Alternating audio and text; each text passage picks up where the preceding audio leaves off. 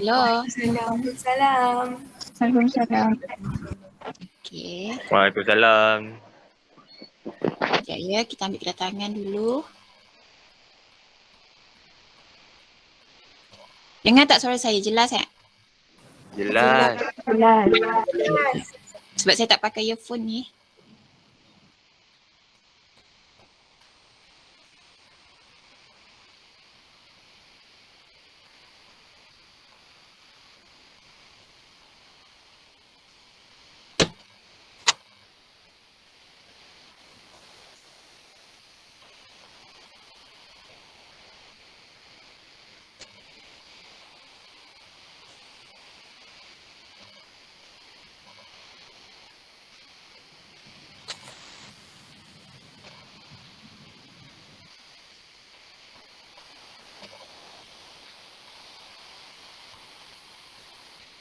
Loading. Oh, ada nama baru. Patrick ada? Patrick? Tak ada? Ada. Ada. Ada. Waishinavi. Waishinavi? Ada. Maria? Maria Esther? Waishinavi ada. Waishinavi ada. Maria Esther? Nurin Ifah? Nurin Ifah? Nur Ikmal Danish? Nur Ikmal Danish? Muhammad Syahmi? Ada Muhammad- doktor. Ada. Razrin Rahayu? Saya. Danish Farhan? Saya. Zuria Nabila? Saya. Ifah Ilyana? Saya. Syukri? Saya ada. Ainul Sahira? Saya doktor. Rushida? Saya doktor. Ain Fatihah? Saya. Tasnik Saya doktor. Hazirah? Saya doktor. Syakirah? Saya doktor. Haziq Hafiz? Saya doktor. Aiman Danish? Bukan. Salah nama. Saya nama. Aiman Danish? Tak ada. Syamimah? Saya. Suhaila? Nur Suhaila? Ada. Saya madam. Sharon? Sharon Chen Siu Fang? Saya madam. Nur Hazimah? Saya. Nur Syuhada? Saya madam. Aisyah? Saya. Khairun Naziha? Saya madam. Yasmin? Saya. Aina Farhanah? Aina Farhanah? Anik Daniel? Anik Daniel? Ada. Muhammad Zuhair? Venkat Sanjeev? Venkat Sanjeev? Mashni? Saya. Nurin Syamimi? Saya. Okey.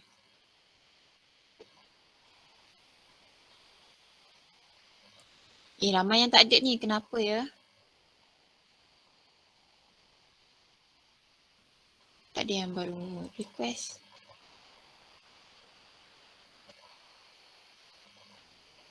Ya ada. Okey, baik. Tak apa. Tidak mengapa yang tidak hadir tu biarkan dia. 2 kali tak hadir, 1 surat amaran. 3 kali tak hadir, 2 kali surat amaran kedua. Itu sahaja tindakannya. Okey. Untuk kumpulan C, minggu lepas kita ada perbentangan. Okey, kita ada perbentangan. Yang pertama ialah Nur Zuria. Zuria dah bersedia? Mana Zuria? Ayah? Silakan. Okey.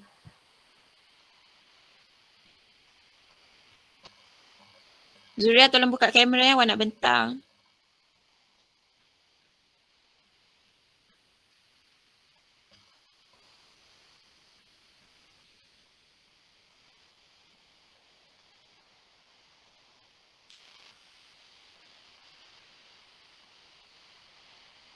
Oh, kau semua pergi PTPTN?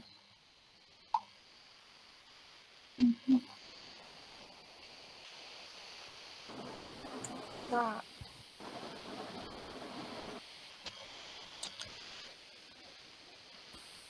Madam, Ya? Aimah Danish kata kat saya dia pergi PTPTN. Itulah. Okey. Noted.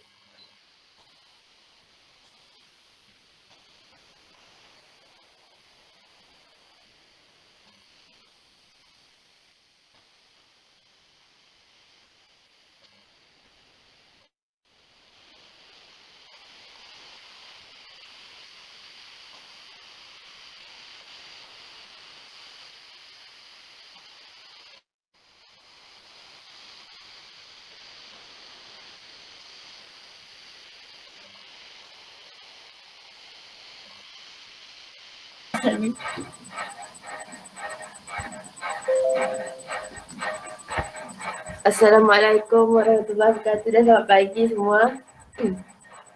Nama saya Nurzulia Nabila binti Zulkifli bernombor matrik E202110285535. Hari ini saya akan membentangkan tentang perkembangan sistem ejaan bahasa Melayu. Sistem ejaan bahasa Melayu terbahagi kepada 3 jenis iaitu sistem ejaan kuno, Rumi dan Jawi. Kita mulakan dengan sistem ejaan kuno. Sistem ejaan kuno terbahagi kepada 3 jenis tulisan iaitu tulisan Pallava, tulisan Nagiri dan tulisan Kawi. Tulisan Pallava berasal daripada skrip Grantha iaitu skrip India yang digunakan pada zaman Raja Reza Pallava. Tulisan Zuria, Pallava. cuba besarkan slide tu.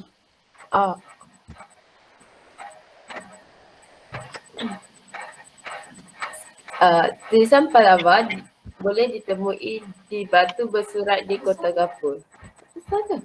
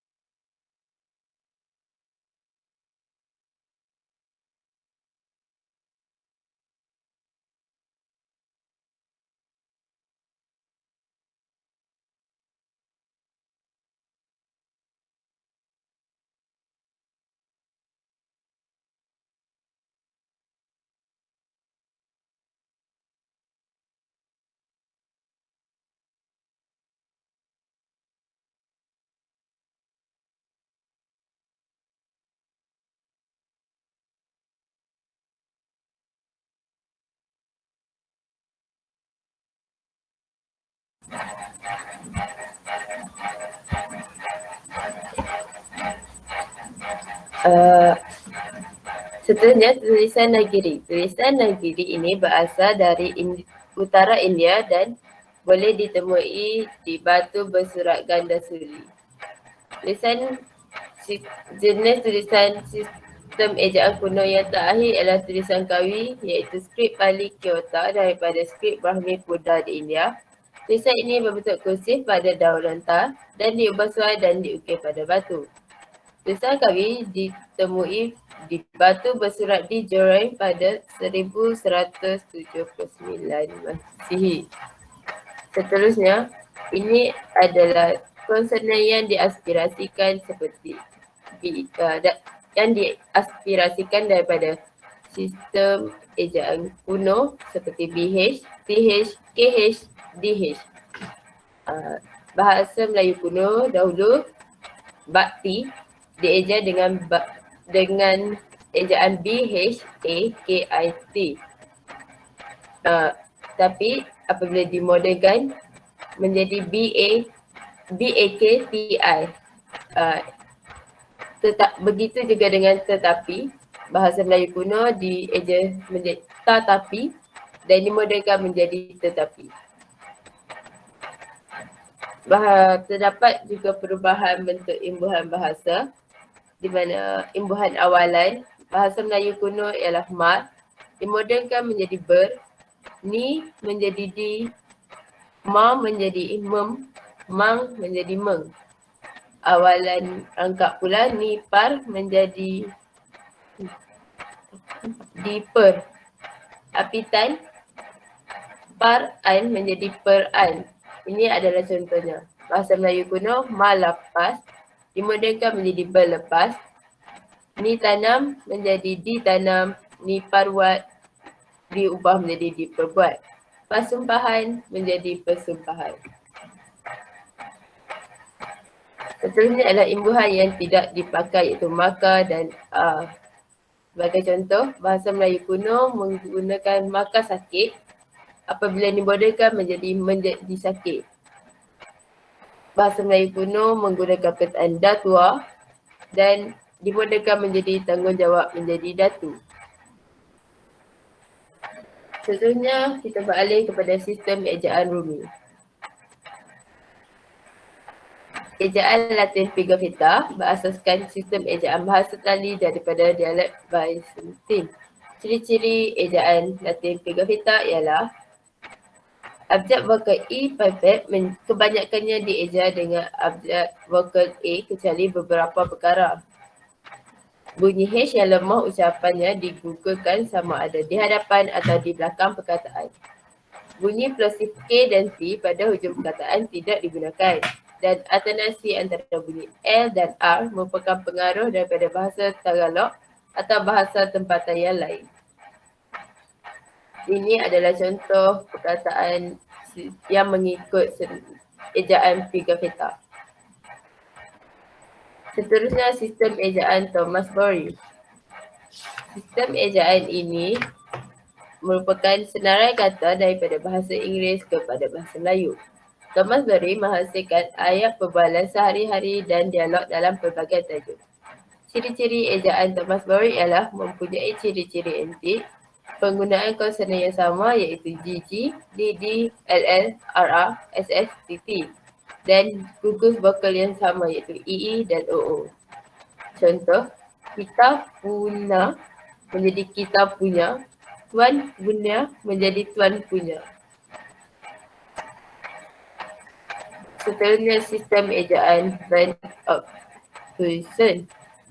Sistem ejaan ini digunakan oleh orang Belanda untuk berhubung dengan rakyat tanah Melayu. Ciri-ciri sistem ejaan ini ialah mempunyai 6 lambang vokal, 2 lambang diftong, 24 lambang konsonan. Kaedah ejaan imbuhan diperkenalkan semasa sistem ejaan ini. Begitu juga dengan bentuk klitik, bentuk ka dan sa turut dieja menjadi ke dan se. Kata majmuk dieja cantum dan huruf H pada awal kata tidak digugurkan. Ini adalah contoh huruf vokal yang digunakan semasa sistem Van Ophuijsen. Diftong au dan I dan huruf konsonan 24. Akhir sekali, sistem ejaan Rumi adalah sistem ejaan Wilkinson. Sistem ini menjadi panduan dalam pengajaran dan penulisan buku-buku teks di sekolah. Ciri-cirinya ialah semua kata Inggeris yang dipinjam oleh bahasa Melayu dieja mengikut sebutan bahasa Melayu. Kata pinjaman yang meluas dalam bahasa Melayu seperti akal dieja mengikut sebutan orang Melayu. Ejaan bagi perkataan yang boleh menunjukkan dengan lebih terang asal pembentukan katanya dipilih walaupun sebutannya berbeza. kata terbitan yang mengandungi imbuhan. Kata dasarnya dieja menyamai bentuk asalnya walaupun terdapat perubahan bunyi. Perkataan seperti sahaja, bahaya, sahaya dan cahaya dieja dengan abjad H di tengahnya, iaitu menyamai anjuran occlusion. Sistem pemilihan vokal antara O dan U, antara E dan I pada akhir suku kata tertutup.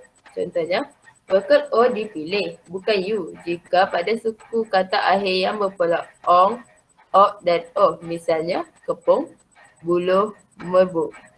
Vokal U dipilih jika suku kata akhir berpolakan ud, un, ul, us dan ur. Misalnya, tak nampak. Hai, misalnya, kejap. Misalnya, minum, tahun, betul, hangus dan labur.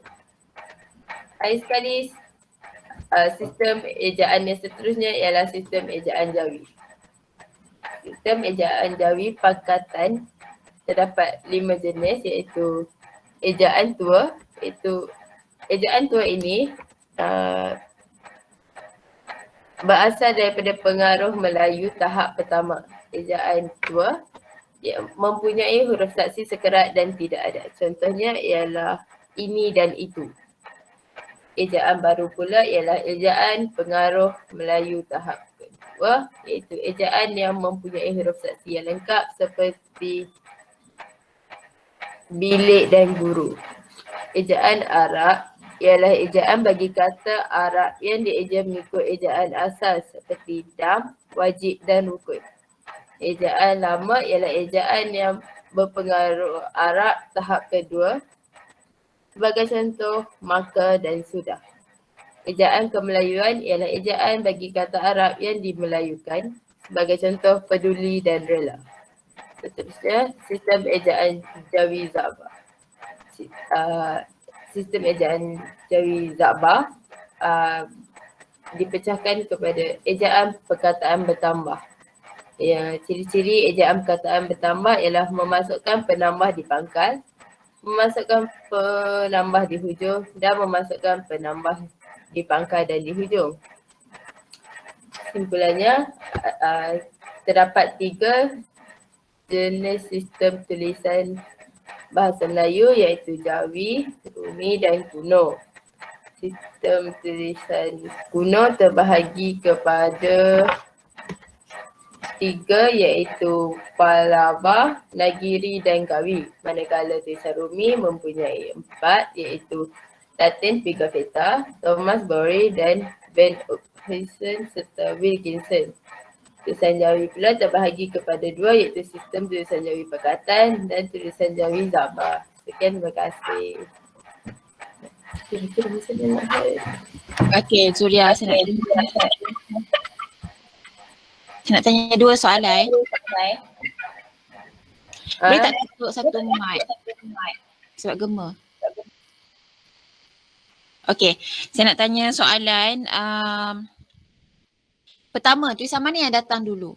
Selepas tulisan kuno, adakah Jawi ataupun tulisan moden dulu?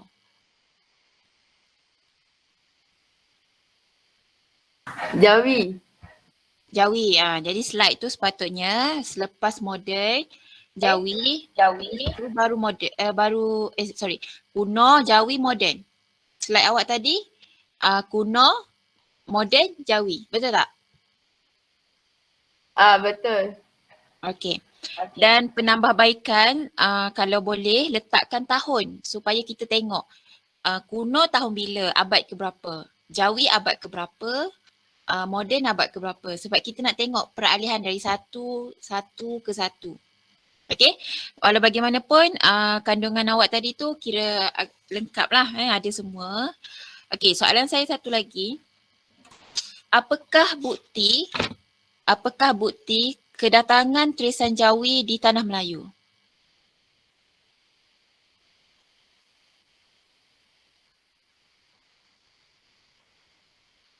Zuria. Ya. Apakah bukti kedatangan tulisan Jawi di tanah Melayu?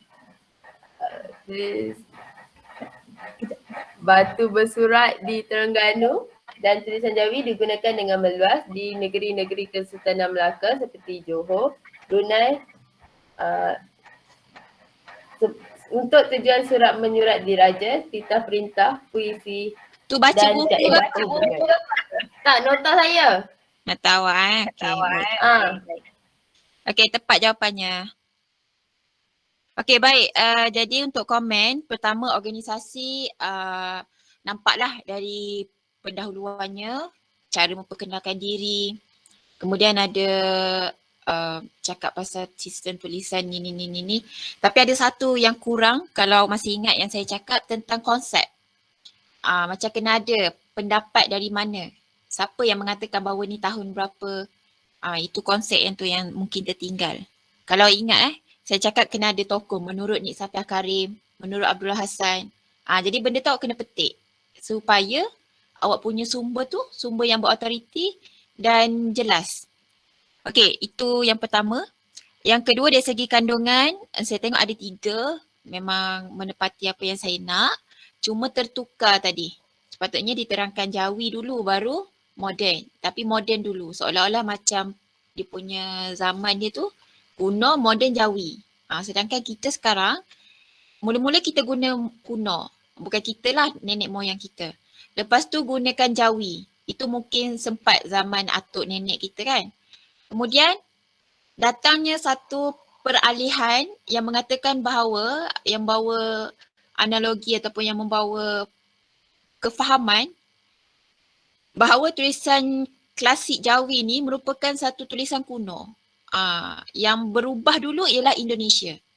Jadi orang kat tanah Melayu ni dia rasa macam Indonesia dah tukar dah tulisan. Jadi tulisan orang putih. Abjad A sampai Z. Kenapa kita nak masih guna huruf Jawi? Jadi dengan satu ketetapan yang sangat berat dengan masuk campurnya pemerintah pada waktu tu, sebab awak semua tahu kan, kita merdeka tetapi masih ada pengaruh Inggeris yang sangat kuat. Jadi masa tu pun dah ada satu pengaruh yang sangat kuat menyatakan bahawa okeylah kita tukar tulisan kita sebab kita nak moden sama macam kawan kita Indonesia. Jadi sejak kita menggunakan bahasa moden lah kononnya, tulisan moden dalam kita punya kehidupan seharian, dalam kita punya pentadbiran semua, maka orang sekarang dah tinggalkan Jawi. Sedangkan Jawi ialah kita punya identiti. Sebab identiti, yang mana yang bukan Melayu, tapi orang Melayu asalnya dia punya identiti dia Jawi. Sama macam orang India. India sekarang ni, sejak dia mula gunakan tulisan moden, berapa ramai yang dah mula lupakan macam mana cara nak tulis tulisan India. Majni, betul tak Majni? Ramai yang boleh bercakap tapi tak ramai yang boleh menulis. Majni? Ada tak Majni ni? Majni? Sudah. Saya mula rasa saya cakap seorang-seorang. Siapa yang boleh bagi pengetahuan? Vaishnavi ada? Vaishnavi? Ada. Vaishnavi, betul tak apa yang saya cakap? Cuba tengok kawan-kawan awak. Ada tak yang masih tak dapat nak tulis tulisan Tamil dengan baik? Betul ada. Betul? Tapi Betul. bercakap boleh kan? Kan? Boleh. Kenapa Vaishnavi tak boleh nak tulis tu? Saya boleh tulis. Tapi ada yang tak boleh sebab tak Tak belajar? belajar ya. Okey. Baik. Jadi itulah kesannya. Sama je tulisan Tamil juga tulisan Jawi. Sebab kita dah tak belajar. Sebab kita dah tak jadikan benda tu penting. Sedangkan itu identiti setiap bangsa. Ya, kita memang perlu akui kita semua orang Malaysia dan kita unik sebab kita ada bangsa yang pelbagai. Sepatutnya setiap bangsa ni mengekalkan identiti bahasa mereka masing-masing. Itu yang uniknya Malaysia. Tapi yang tak bestnya sebab setiap bangsa dah mula lupakan identiti mereka. Masing-masing nak tiru perubahan yang berlaku masa tu. Macam dulu zaman saya kecil-kecil yang kita sukalah J-pop, Jepun. Sekarang K-pop. Tak mustahil satu hari nanti benda lain pula. Jadi kita terlalu mengikut benda tu. Sedangkan identiti kita sendiri ada. Okay? Jadi apa yang saya boleh pesan, ajarlah anak-anak anda bahasa ataupun tulisan identiti anda masing-masing. Yang Indianya ajar Tamil, yang Cinanya ajar Mandarin, yang Melayunya ajar Jawi. Jangan terlalu mengejar sangat benda yang moden konon-kononnya. Tapi identiti sendiri dilupakan. Okey, jadi untuk Zuria tadi, kandungan tu boleh dipertingkatkan lagi untuk kawan-kawan yang lain juga. Kena ada satu pendapat yang kukuh lah daripada mana-mana tokoh. Ambil je dari buku atau mana-mana. Bahasa tak ada masalah Zuria sebab saya perasan awak membentang, awak banyak baca slide. Awak banyak baca slide. Jadi dari segi bahasa saya tak boleh nak tolak lah sebab tak ada kesalahan bahasa. Cuma saya boleh tolak sedikit dari segi penyampaian. Sebab saya dah bagi tahu, saya mengharapkan pelajar untuk membentang dengan cara menerangkan, bukan membaca slide. Untuk soalan, anda boleh jawab dengan tepat. Okey, jadi ada markah dekat situ. Okey, itu saja. Markah dirahsiakan. Terima kasih Zuria. Terima kasih Pan. Sama. Jangan kecil hati saya komen untuk penambahbaikan. Okey. Okey. Seterusnya ialah siapa? Yang kedua? Saya Muhammad Syukri. Okey.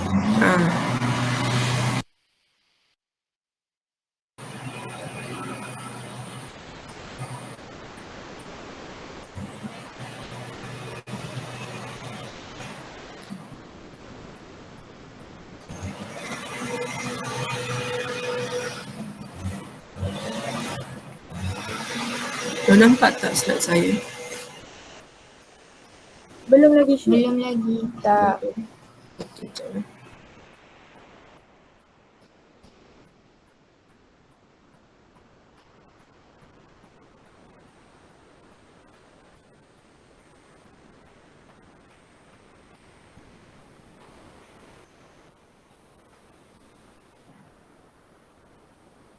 Yang ni boleh nampak? Boleh.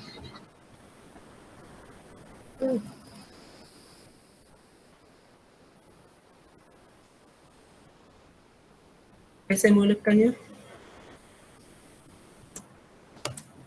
Assalamualaikum dan selamat pagi kepada Puan Adira dan semua. Saya Muhammad Syukri bin Jol, bernombor matrik E202110285556. Pada hari ini saya akan menceritakan ataupun membentangkan tajuk yang telah diberikan kepada saya iaitu konsonan, vokal, diftong dan konsonan gabungan. Saya akan masuk kepada slide pertama iaitu konsonan. Konsonan ialah bunyi selain daripada bunyi vokal. Yang kedua adalah konsonan terhasil apabila terdapat gangguan oleh alat artikulasi terhadap udara dari paru-paru. Konsonan terdiri daripada konsonan bersuara dan konsonan tidak bersuara. Yang keempat adalah konsonan bersuara. Konsonan bersuara terhasil apabila tekanan udara dari paru-paru menggetarkan pita suara, dan manakala konsonan tidak bersuara terhasil apabila udara dari paru-paru tidak menggetarkan pita suara. Sebelum saya terlupa, saya ingin berkongsi sedikit dari mana perkataan konsonan ini menurut tanggapan ahli ilmuwan Plato. Konsonan ini berasal daripada bahasa Latin iaitu konsonan. Konsonan. Okay. Seterusnya saya akan balik pada slide yang kedua. Ini merupakan konsonan bersuara dan konsonan tidak bersuara. Saya akan menyentuh tentang konsonan bersuara dahulu. Ini merupakan contoh-contoh huruf untuk konsonan bersuara. Cara untuk menyebut huruf ini adalah b, b, b, d, d, g, j, l, m, n, r, r, dan s, t, v, w, y dan z. contoh bagi perkataan bagi konsonan bersuara adalah globe, gerang, roda, tinggal, tersusun dan mendengar. Manakala ada konsonan tidak bersuara, contoh huruf atau huruf gabungan bagi konsonan tidak bersuara adalah c, f, ke, p, sh, teh dan te.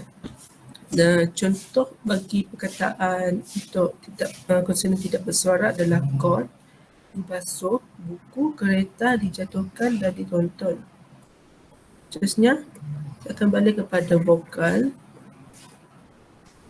Vokal merupakan salah satu bunyi yang berasal daripada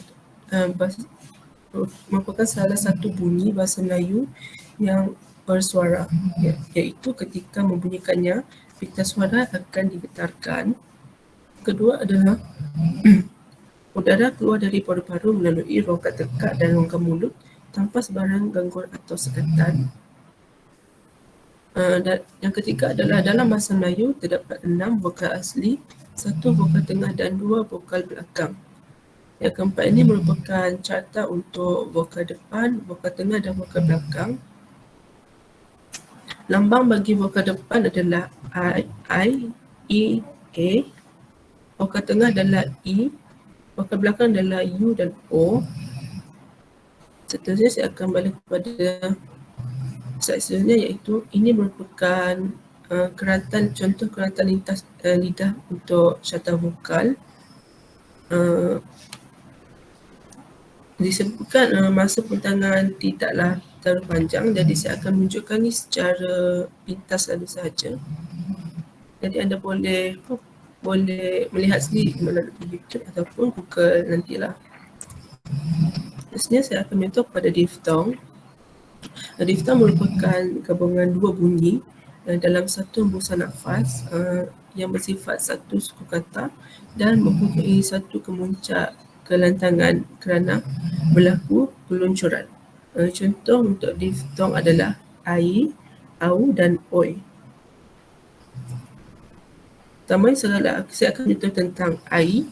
Contoh perkataan bagi ai adalah Aidilfitri, Aidiladha, Baiduri, landai, tupai, pantai dan serai. Seterusnya saya akan menyentuh pada au, aurat, autograf, tauge, tauliah, lampau, kemarau dan kerbau. Yang terakhir adalah oi. Contoh bagi perkataan oi adalah boykot, amboi, kaloi, konvoi dan tampoi. Okey, ini merupakan kedudukan diftong dalam bahasa Melayu jika dilihat melalui keratan lintas lidah. Sekali adalah konsonan gabungan. Definisi bagi konsonan gabungan adalah iaitu tadi merupakan gabungan 2 huruf konsonan yang hadir secara berturutan dalam satu perkataan dan kedua-dua konsonan itu terpisah dalam satu kata yang berlainan. Contoh untuk perkataan bagi konsonan gabungan kompleks, seperti anda lihat yang terdapat huruf yang telah saya warnakan merah dan biru. Ini merupakan gabungan 2 huruf konsonan. Dan setelah saya masukkan pada definisi tadi. Contoh untuk huruf perkataannya adalah kompleks, iaitu gabungan M dan G. Yang kedua adalah konkret, iaitu gabungan antara huruf N dan K. Traktor, gabungan huruf antara K dan T. Strawberry adalah gabungan huruf antara W dan B. Ice cream adalah gabungan antara S dan K. Terminal, gabungan antara huruf R dan MI dan N. Yang terakhir adalah bankrupt, gabungan huruf antara huruf N dan K. Okey, saya rasa itu sahaja dari saya pada hari ini. Sekian, terima kasih. Okey, untuk Syukri, cuba tunjuk dekat keratan lidah tadi. Ni. Okey kelas, kalau tengok kat sini, keratan rentas lidah ni, okey, maksudnya bila awak sebut walker I, je sebut I belakang, I. Sempit. Okey, lidah awak berada di mana? Sempit. Masa bunyikan huruf I tu duduk kat mana? Sempit. I depan kan? Okey, cuba bunyikan yang ni ipepek Ipepek tu contohnya mak. Lidah awak kat mana? Sempit. Dan gigi tertutup. Ya. Okey, lidah awak berada di tengah, betul? Dan separuh sempit dan separuh luar antara dua-dua kan? Tengah macam tu. Dia macam tergantung. Cuba semua sebut dia duduk tengah-tengah kan? Dia tergantung. Okey, sekarang sebut Dekat mana lidah awak tu? Ke belakang tak? Belakang. Ya, betul. Awak dapat rasa lidah awak tu kat belakang, tapi dia berada di tempat yang sempit. Naik atas. Kalau cuba sebut semua orang. Okey, ni kita besarkan mulut kita luas. Tapi dia berada di bawah sekali. Jadi bila sebut huruf awak punya nafas tu keluar semua. Memang luas seluas-luasnya, ada highway kat dalam mulut awak masa sebut huruf I. Berbanding dengan I. Naik atas lidah. Turun bawah. Jadi yang keratan lidah ni, lidah berada di kedudukan mana? Depan, tengah, belakang. Sempit, separuh sempit ni lidah tu dengan lelangit. Lidah dengan lelangit ni dekat sempit ke luas? Itulah, faham tak? Boleh Boleh. Okey. Baik, untuk Syukri, soalan saya kepada anda. Apa soalannya?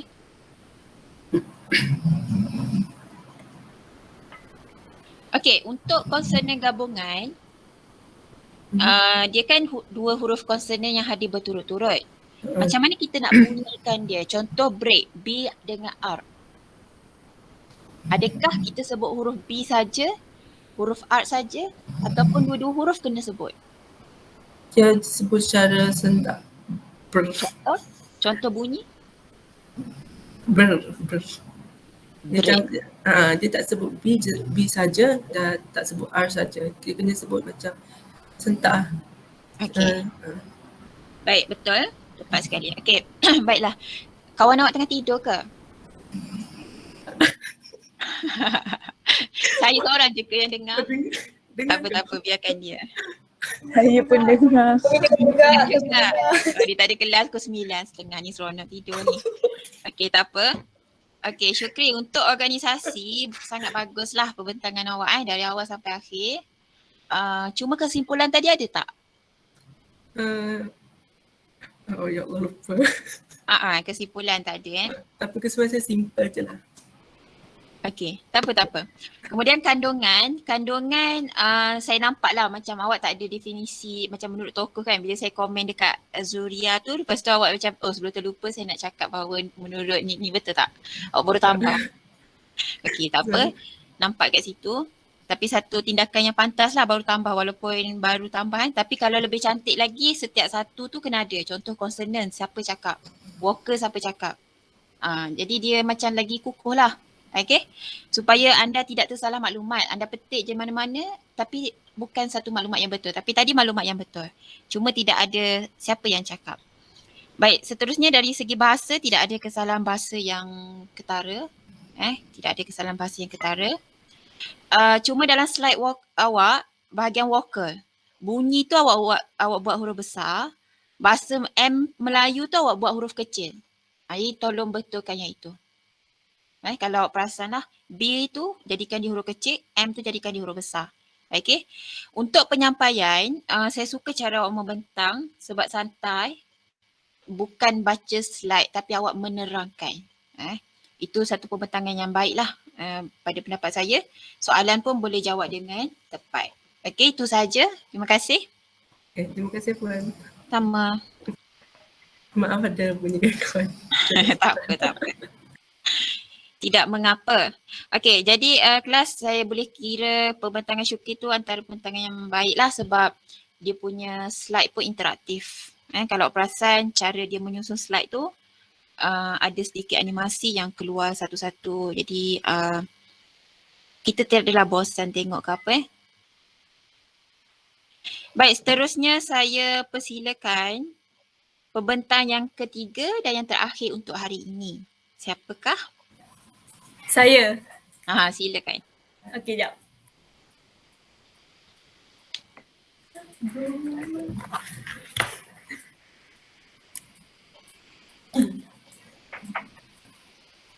Tak ada. Tak boleh aku. Okey.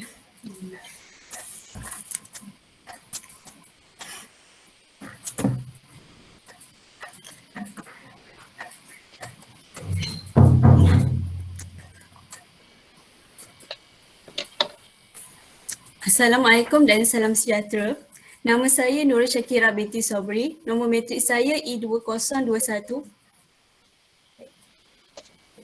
Nombor matrik saya E2021 1028584. Pada hari ini saya ingin membentangkan mengenai pola keselarasan huruf vokal dan kekecualian sistem huruf vokal.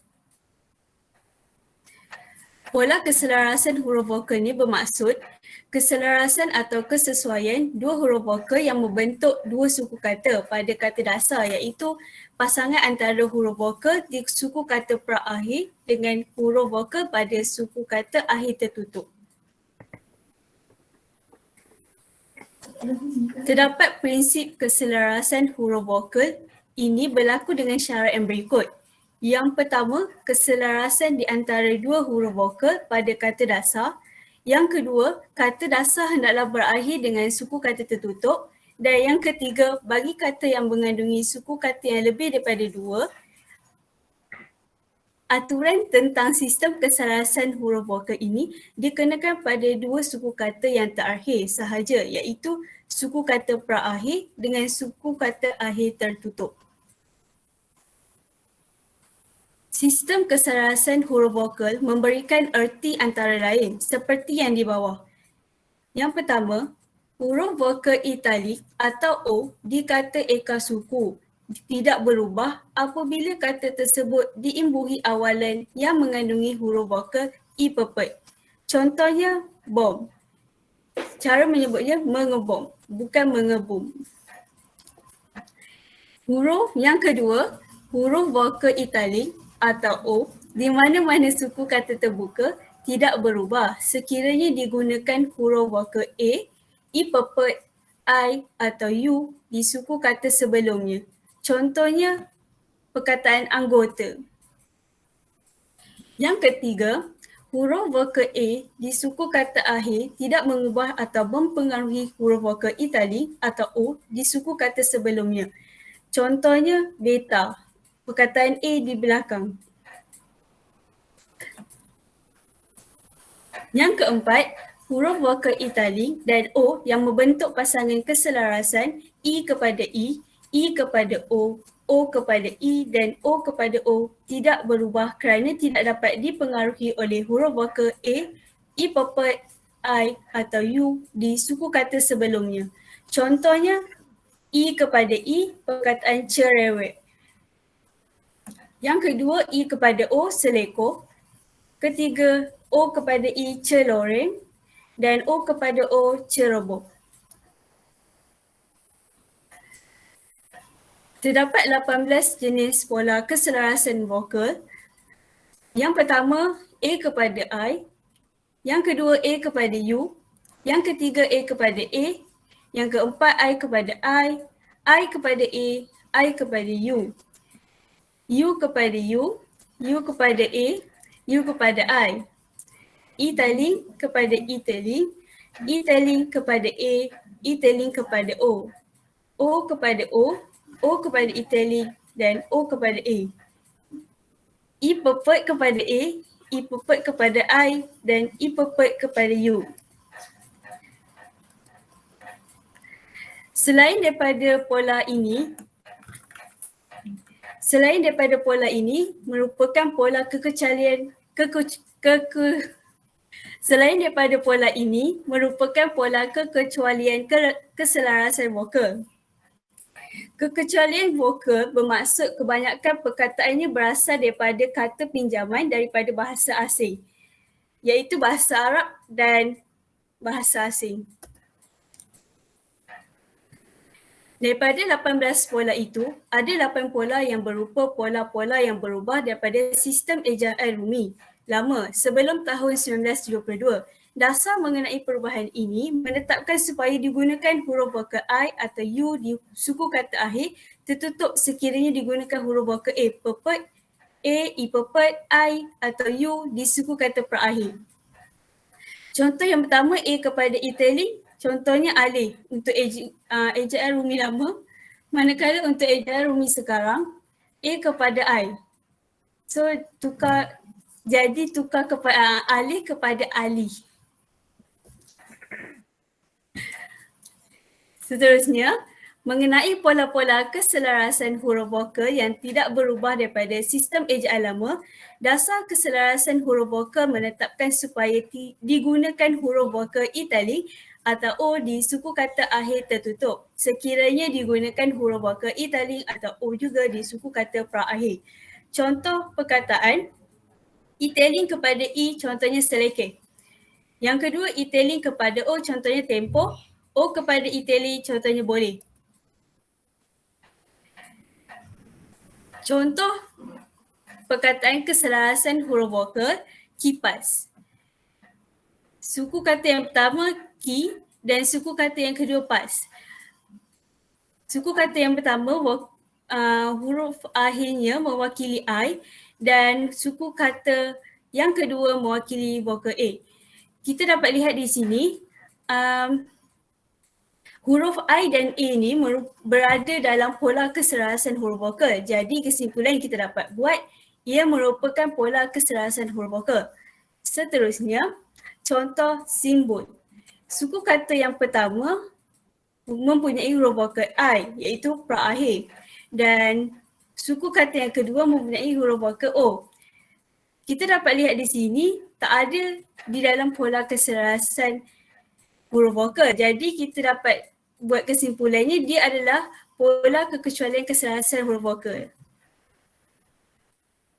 Kesimpulan kita dapat daripada slide ini adalah kita dapat belajar tentang pola keselarasan huruf vokal yang baru. Terima kasih.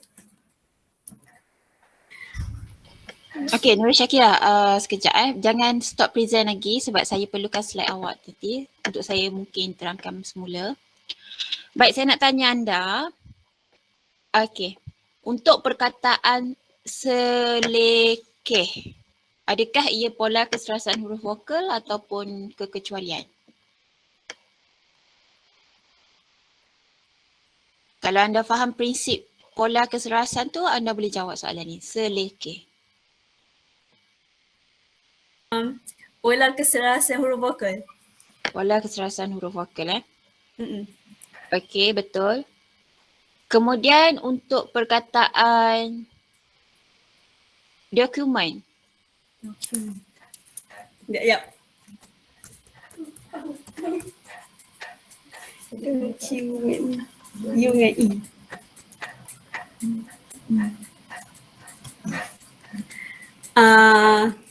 Tak.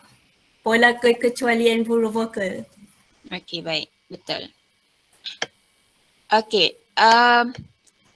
Syakira, saya rasa awak faham apa yang awak bentangkan. Cuma terlalu banyak. Saya nak tanya kawan-kawan lain. Adakah anda faham apa yang Syakira bentangkan? Siapa faham, cuba angkat tangan. Siapa faham, tolong angkat tangan. Memang boleh jawab kat sini.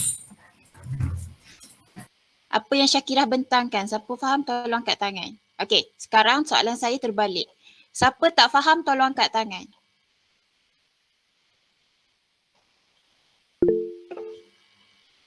Okey. Sekiranya ada. Tak faham ni yang tak faham, bukan faham. Okey, terima kasih kelas. Jadi dalam 15 orang macam tu. Yang tak angkat tangan, siapa faham tolong angkat tangan. Siapa yang faham? Yang tak angkat tangan tadi, maksudnya yang faham lah kan? Tolong angkat tangan. Sian Syakira dah penat-penat bentang. Jadi siapa yang faham tolong angkat tangan. Cepat. Siapa yang faham? Sebelum saya assume semua tak faham. Ada tak yang faham? Razrin, Rushida, Yasmin, Ifah Iliana, Ainus Sahira. Okey, saya nak tanya seorang. Ainus Sahira. Ainul? Oh, Ainul. Ainul boleh buka mikrofon sekejap?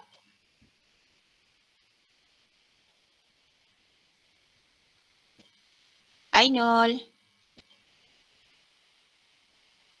Oh, Ainul Sahira. Ainul. Mana Ainul ni? Geram pula saya.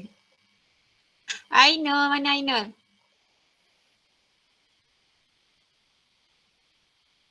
Bukalah Ainul mikrofon tu. Tadi mikrofon awak berfungsi dengan baik masa awak kata kawan Syukri pun tu. Sudah. Cepat. Kita tak dapat nak habiskan selagi anda tak bagi kerjasama. Ifah mana Ifah? Ifah tadi angkat tangan juga kan? Ifah? Ya, Pak. Okey, anda menyatakan anda faham. Jadi boleh tak awak terangkan dekat saya semula apa yang Syakirah terangkan tadi? Yang setakat yang awak faham lah, setakat yang awak faham. Konklusinya.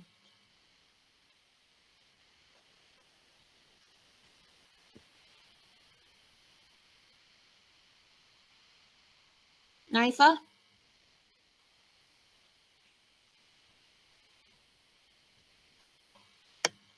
Sudah. Jadi Ifah faham ke tak?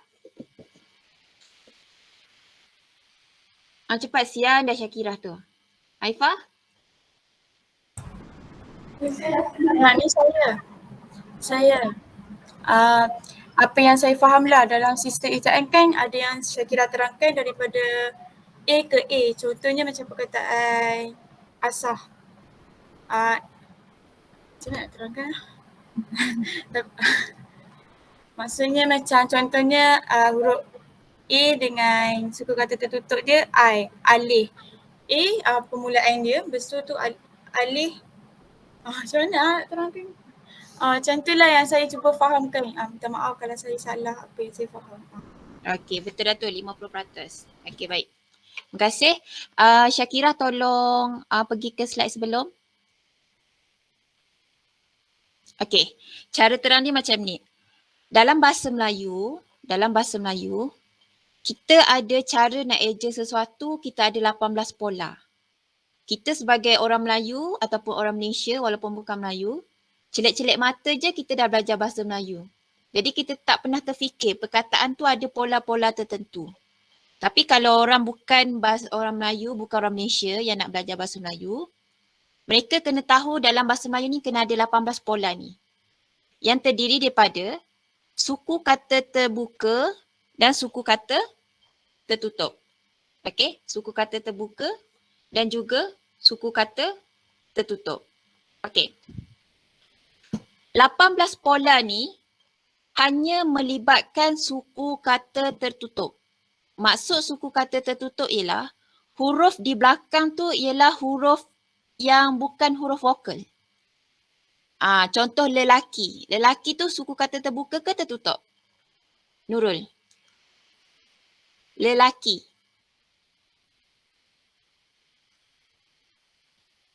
Tertutup. Terbuka. Okey, sebab dia huruf vokal kat belakang. Jadi lelaki kita tak boleh kira dalam 18 pola tersebut. Okey? Yang dalam 18 pola tu hanya melibatkan suku kata tertutup saja. Antaranya halaman, alih, sumbangsih, belimbing. Okey. Itu prinsip yang pertama. Prinsip yang kedua, ya Patrick? Patrick salah angkat tangan ke ataupun nak cakap, nak tanya apa? Tertekan. Tertekan, okey. Jadi, untuk 18 pola ni, satu praakhir, satu akhir. Okey, awak bayangkan sepatutnya dia ada perkataan dekat tepi ni, baru senang anda nampak. Dia bukan A kepada I macam tu. Okey, contoh perkataan asah kat sini asah. Ni, A dengan A, asah. Ada dua huruf A dalam perkataan asah. Kat sini. A dengan A mana? Yang ni bukan, yang ni bukan. Yang ni yang berubah.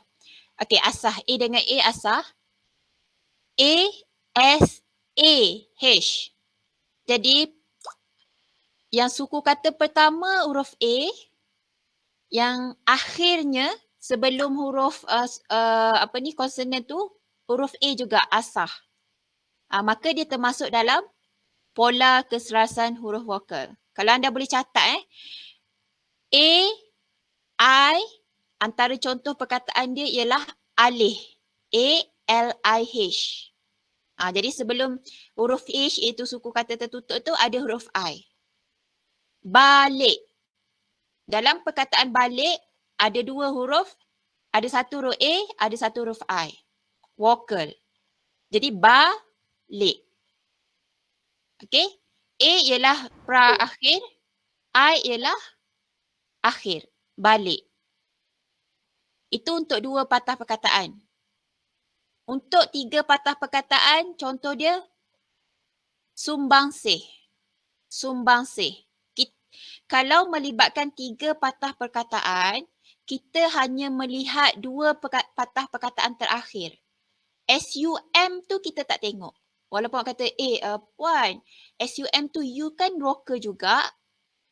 Kita tak tengok. Kita tengok yang belakang je. Bang dengan sih.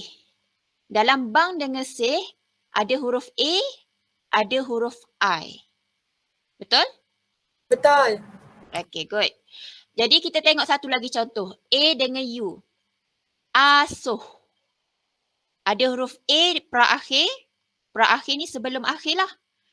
Dengan U. Asuh. Dan H kat belakang. Sebab dia suku kata tertutup. Kena ada konsonan. Okay, itu memang dia punya ciri-ciri pola keserasan vokal. Kemudian perkataan lain ialah datuk. Dalam perkataan datuk hanya ada dua vokal. A dekat pra-akhir, U dekat akhir. Kemudian satu lagi, tiga perkataan lembayung. Ni nota yang jumpa ni. Okay. Lembayung. Lembayung. Awak pun beritahu, ada huruf I kat depan? Tak. Kan kalau tiga perkataan, hanya huruf belakang sahaja yang kita kira. Okay. Ni apa ni? Baik, jadi sekarang ni kelas, faham tak tiga konsep tu? Satu, 18 pola tu, satu dia kena suku kata tertutup kat belakang. Faham. Okay. Yang kedua, kalau melibatkan tiga perkataan, kita perlu tengok dua perkataan akhir sahaja. Yang ketiga, ciri yang ketiga, sekiranya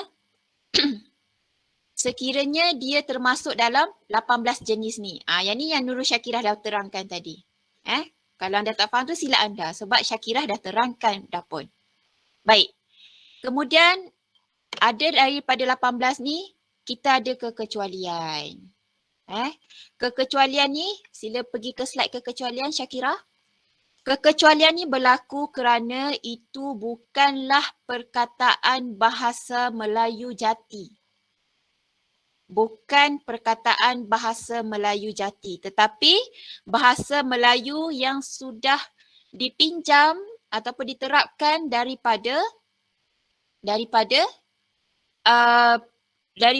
perkataan asing. Sepatutnya ada jadual, tak ada jadual yang itu, kekecualian. Ada jadual tak? Tak ada. Tak ada. Okey, baik. Sebenarnya nanti awak boleh carilah dekat dekat internet. Kita ada jadual sebenarnya kekecualian. Okey. Boleh cari sekarang. Pola kekecualian. Boleh ke Google? Ada.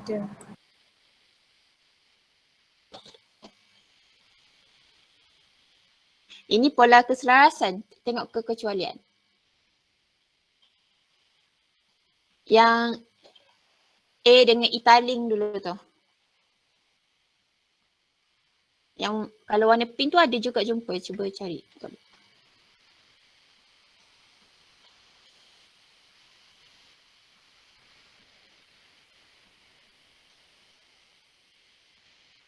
Ni. Okey, terima kasih. Okey, yang ini. Selain 18 pola, terdapat kekecualian yang melibatkan kata pinjaman yang terdiri daripada bahasa Jawa, bahasa Inggeris. Contohnya ialah A dengan italing. Aneh, awet. Itu daripada bahasa Jawa ataupun kita panggil bahasa Nusantara. Sama je Kalau dalam ujian ke, dalam kuis ke, kalau ada bahasa Nusantara, Nusantara main mana pula? Sama saja.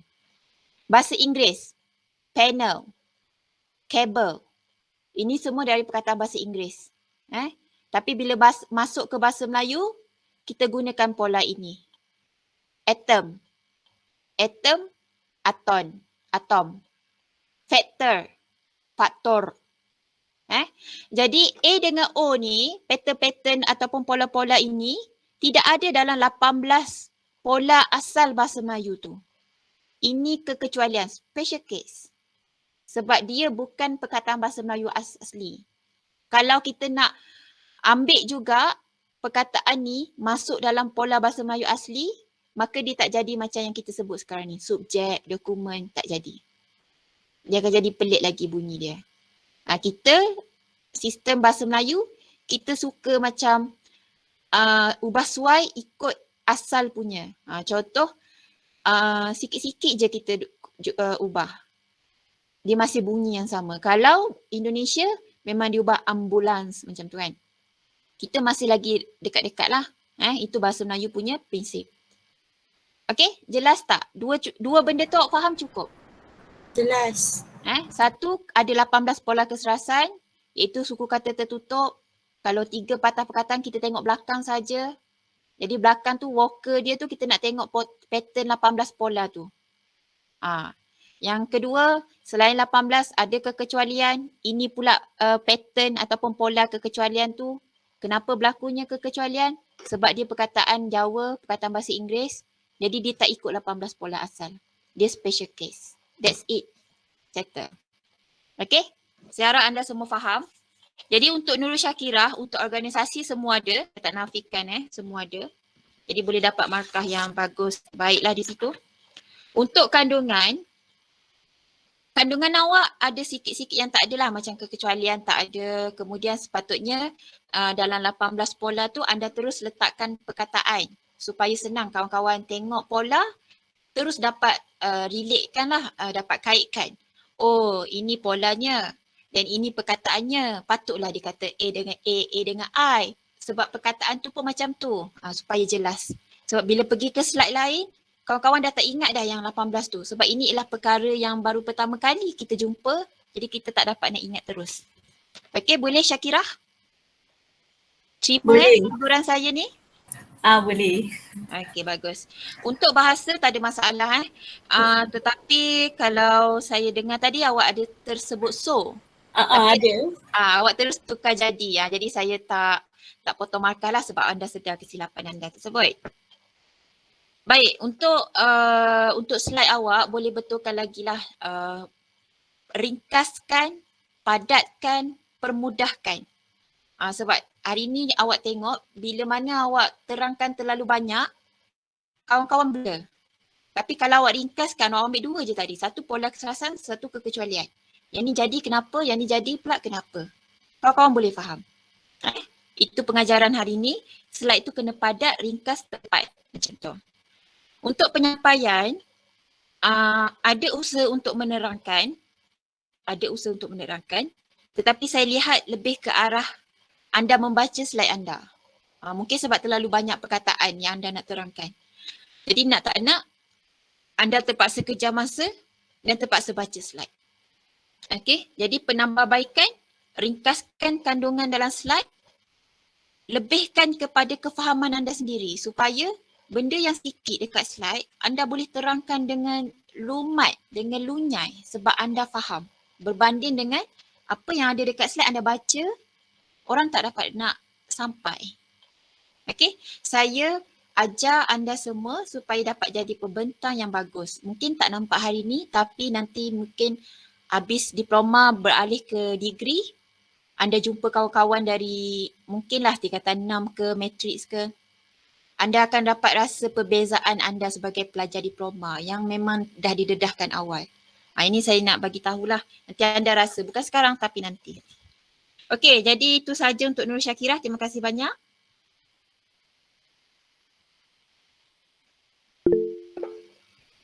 Ya, Ainul. Puan, apa beza i-talim dengan i-pepet? Okey. Sejarah dia macam ni. Ini sebenarnya yang siapa tadi? Yang Nuria patut terangkan. Pada zaman Zakbar, kita ada banyak perkataan bahasa Melayu yang kita dah tak guna pada zaman moden ni. Kita dah tak guna zaman moden ni. Contohnya ialah italing. Italing dengan i-pepet. Italing ni kalau awak nak ingat i. Sebut dia i. Kalau i-pepet, mak. I-pepet. Nak. Italing. Okey. Kalau zaman Zakbar, i-pepet tu ada tanda kat atas. Dia ada topi. Jadi zaman tu orang Melayu ataupun orang yang belajar Melayu, dia tak sebut italing, i-pepet, dia tak sebut guna nama canggih ni. Dia sebut i dengan i tanda. Senang nak bezakan. I biasa. Macam elok. Apa lagi? Lah. Kalau i tanda je, bunyi dia ialah Tapi, konon-kononnya kita nak modernkan Melayu ni, kita nak ubah nama dia i-pepet, i-taling. Dan kita tak nak guna dah i tanda. Tak nak guna dah i yang ada tanda topi kat atas dia. Nak jadi satu je huruf i.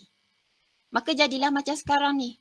Hanya pengguna bahasa Melayu sahaja yang memang lahir cakap bahasa Melayu ataupun walaupun bukan orang Melayu tapi duduk kat Malaysia dapat bezakan. Kalau EMAK tu bunyinya mak, bukan mak.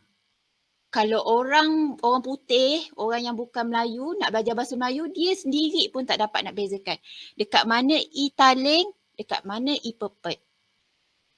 Okey, itu satu-satunya perkara yang kita konon-konon nak moden tapi kita makin menyusahkan. Zakbar buat dah cantik dah. Ada tanda topi kat atas. Okey, adakah anda baru tahu fakta ini? Ya, baru tahu. Ya, okey, bahasa Melayu seronok sebenarnya sebab apa yang anda belajar kat sekolah tu, belajar buat karangan, belajar itu, belajar ini, tapi sebenarnya bahasa Melayu lagi dalam. Okey, baik. Jadi untuk minggu hadapan, saya belum saya belum tengok lagi apa tajuk-tajuk pembentangan yang boleh disampaikan. Okey. Saya rasa anda semua dah habis kan minggu airdrop, betul? Habis. Okey, alhamdulillah. Jadi tak ada peralihan lagi. Kalau dah habis, maka saya akan keluarkan senarai nama penuh lah. Siapa yang akan membentang minggu ke berapa, tajuk apa senang, anda boleh bersedia dari awal. Jadi itu sajalah untuk hari ini. Sekian, terima kasih banyak. Maaf saya tak buka kamera, saya dari rumah. Jadi kalau buka kamera mungkin ada sedikit masalah dari segi hotspot dan sebagainya. Apa lagi tapak saya belum buka. Saya dari hari-hari tak nak ingat nak buka tak buka. Petang ni lah kot. Lagipun tarikh akhir awak hantar draft tu hari Sabtu ni. Pukul 11 malam. Okey, itu saja untuk hari ini. Terima kasih banyak kelas. Mohon maaf salah silap. Siapa yang masuk lambat tolong tunggu untuk saya ambil kedatangan. Yang lain boleh bersurai. Puan. Ya, Syukri. Saya nak tanya pasal isi tu kan. Aha. Kan hantar hari Sabtu ni. Aha. Kita kena set ke sebagai draft je ke? Ataupun... Betul. Set sebagai draft saja. Jangan tekan final lagi. Okey. Maksudnya saya semak dulu. Awak jangan risaulah ada salah ke apa. Itu bukan markah final. Anda masih boleh betulkan lagi selama 2 minggu sebelum hantar final. Okey. Jadi Puan. apa-apa saja yang anda nak buat je. Nanti saya Terima kasih, betulkan. Puan. Sama-sama. Okey, itu saja. Terima kasih semua. Boleh bersurai. Terima kasih Puan. Terima kasih, Puan. Terima kasih, Puan.